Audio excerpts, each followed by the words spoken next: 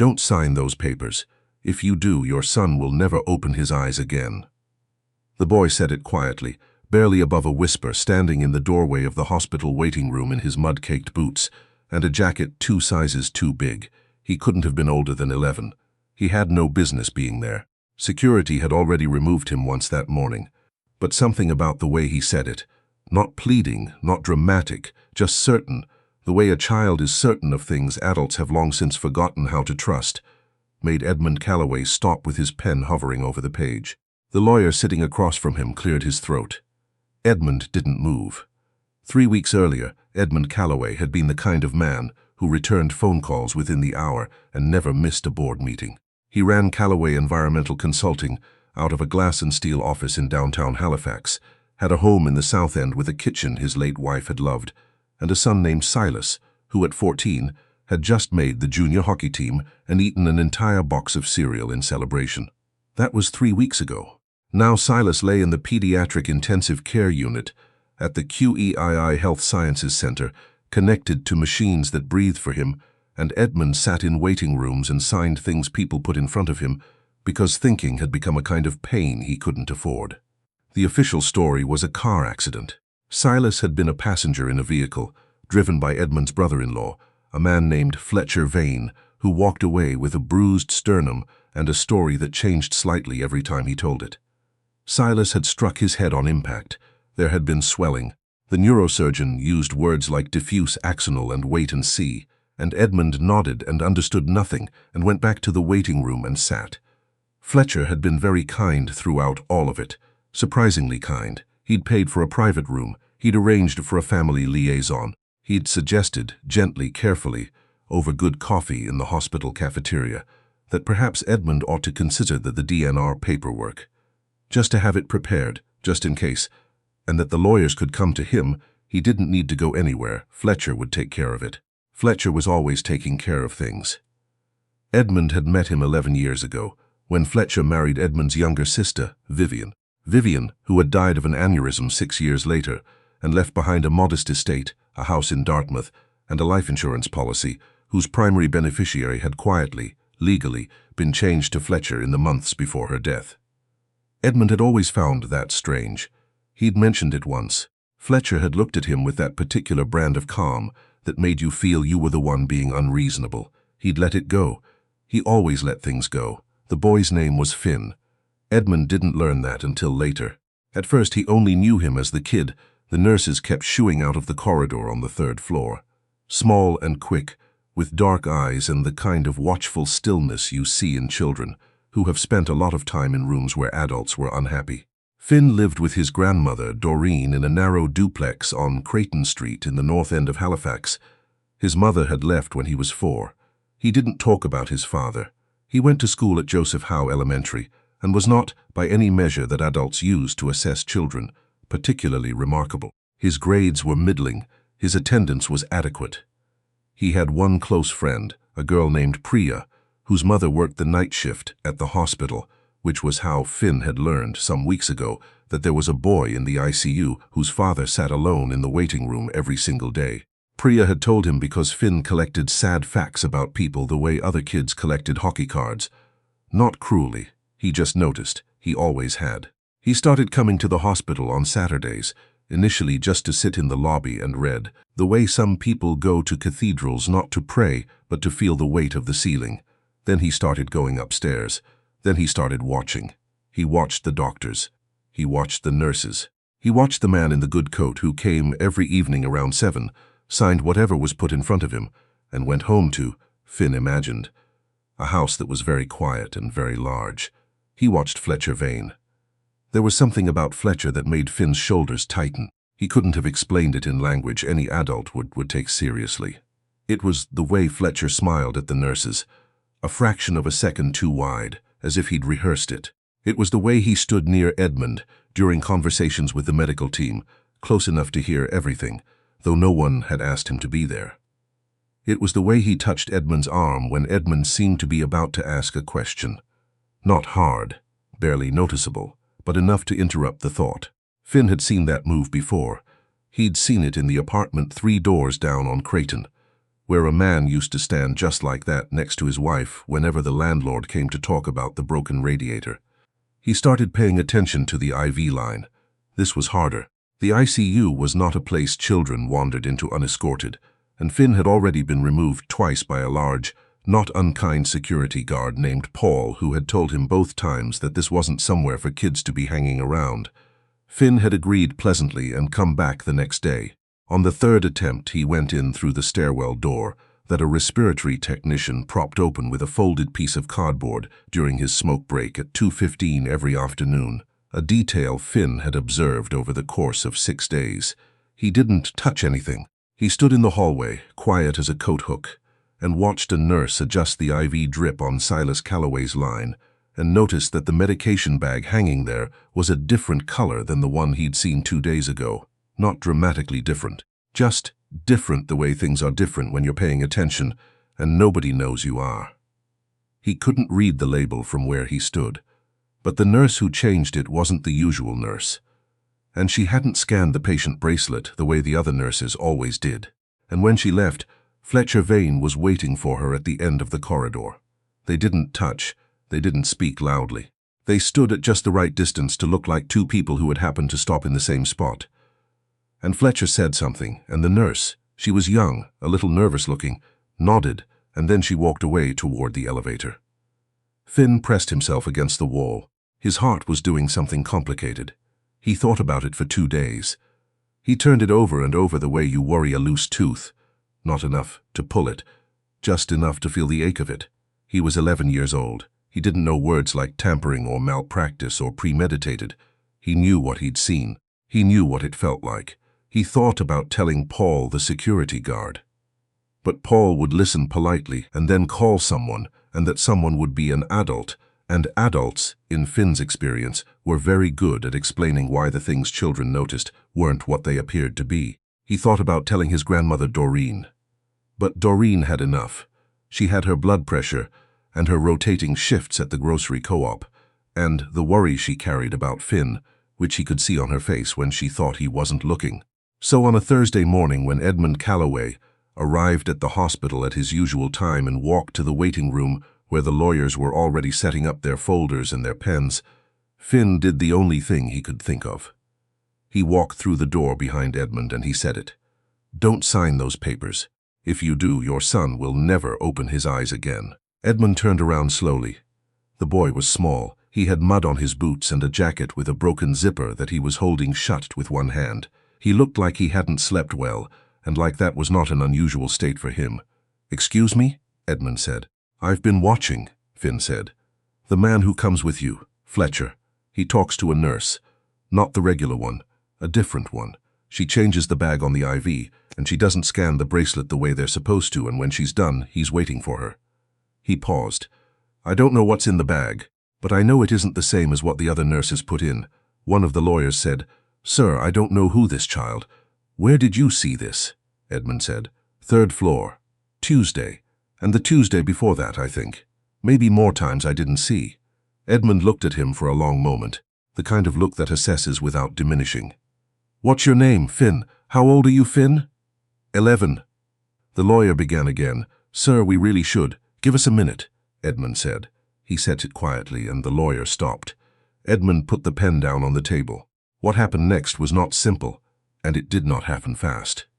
Edmund did not call the police immediately, because he was the kind of man who understood that accusations without evidence are just words, and that words aimed at the wrong person too early can become weapons aimed back at you. He was also still a man who had just spent 3 weeks barely sleeping and could not entirely trust his own judgment.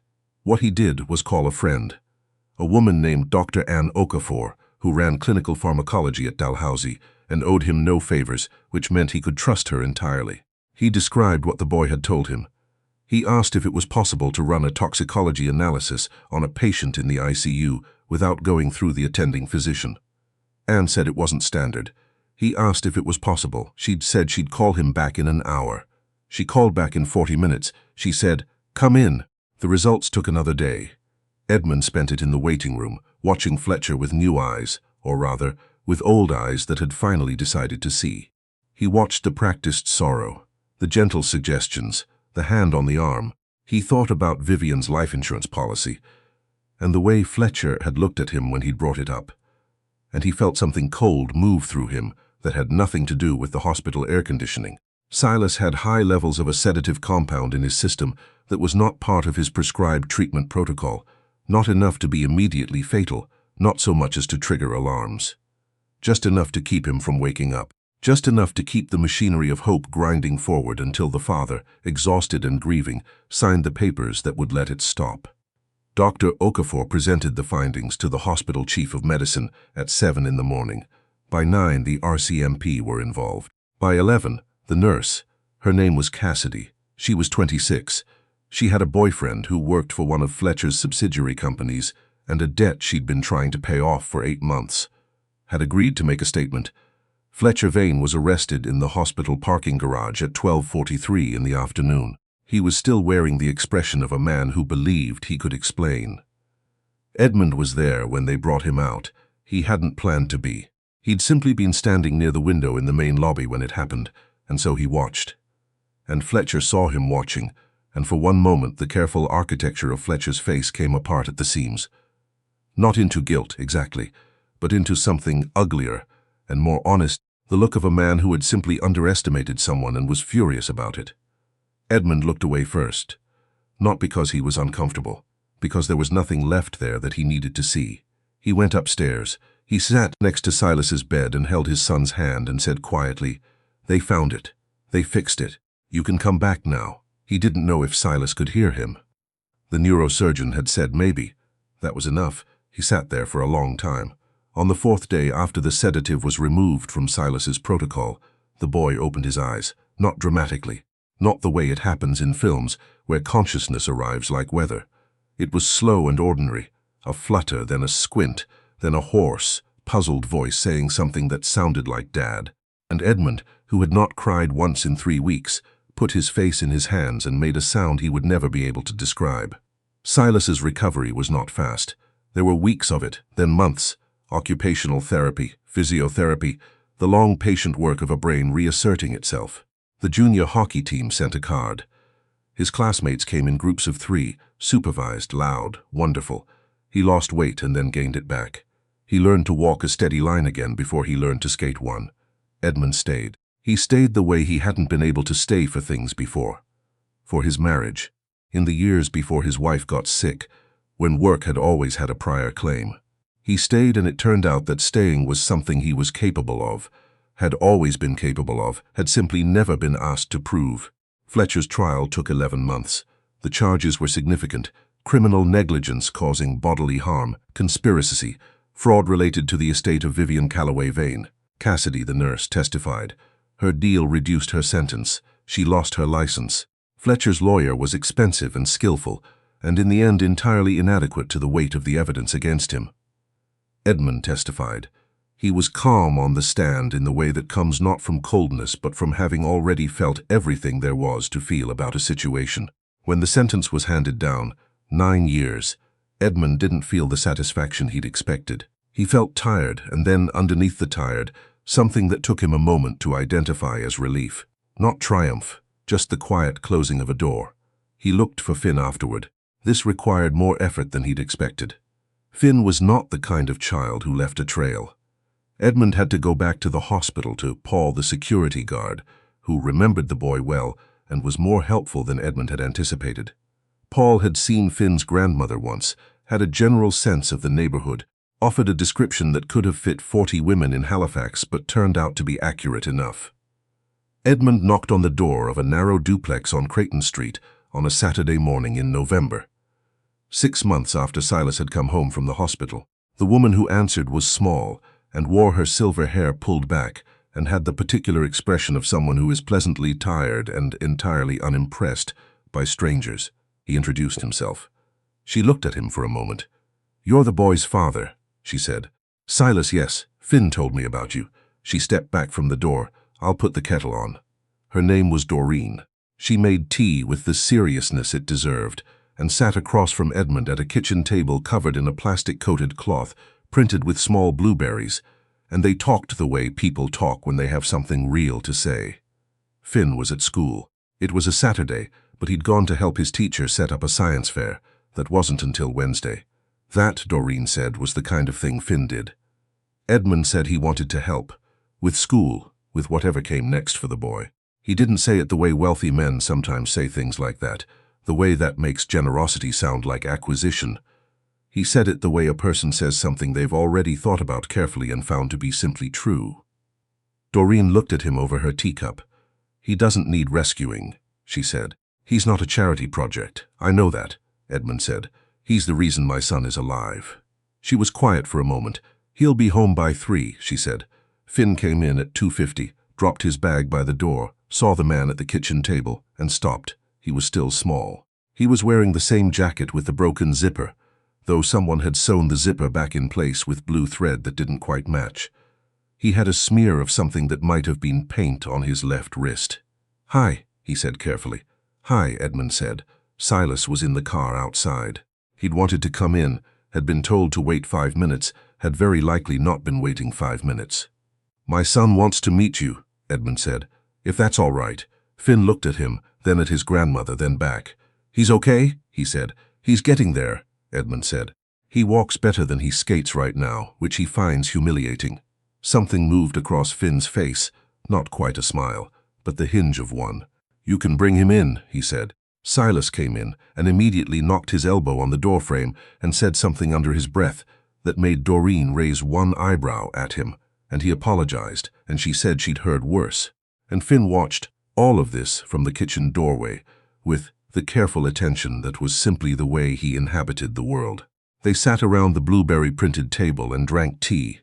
Silas drank his like he was afraid of it, which made Finn explain with unexpected authority that you had to let it steep longer, and this small correction seemed to establish something between them that required no further negotiation. Edmund watched his son, and this boy talk about hockey in school, and a stray cat that had been coming to Finn's back step for 2 weeks, and what you were supposed to do about that. And he thought about how close it had come. How the machinery of a very ordinary kind of cruelty had very nearly been enough. How it had been stopped not by any system designed to stop it, but by one small boy in a too-big jacket who had simply paid attention when no one expected him to.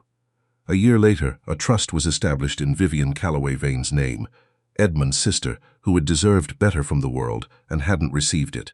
The trust supported educational opportunities for children in Halifax's North End, tutoring, enrichment programs, the kinds of things that help a kid with middling grades discover what they're actually good at. Finn was the first recipient. He used it, eventually, to study environmental science, a decision that surprised everyone, including himself, until he said that he'd always been the kind of person who noticed when things were wrong, and maybe that was worth something in a field built on exactly that. Edmund, when told this, was quiet for a moment. "Yes," he said, "I think it probably is." Silas made the hockey team again the following autumn, slower than before but more patient, which his coach said was, in the long run, the better thing to be. He and Finn texted constantly in the incomprehensible shorthand of teenage boys who have decided, without discussion, that they are going to be in each other's lives. Doreen came to every one of Silas's games that first season back. She sat with Edmund in the stands and drank bad arena coffee and said very little, which was exactly the right thing. Outside the rink, Halifax wore its November gray. The harbor invisible behind low cloud, the streets wet, the trees stripped, an ordinary kind of cold, the kind that settles in and stays and that you stop noticing eventually because you've built enough warmth around you to make it bearable. Edmund watched his son skate slowly, steadily, towards center ice. He thought, "We almost lost this." He thought, "We didn't." He put his hands around his cup and let it be enough.